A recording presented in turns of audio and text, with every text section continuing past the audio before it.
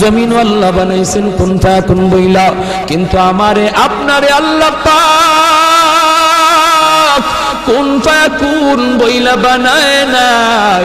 আমাকে আপনাকে যখন আল্লাহ বানাইছে, খালাকতু বিয়াদাইয়া, আল্লাহ বলে আমি আমার নিজের হাত দিয়া বান্দা বান্দিরে বানাইছি।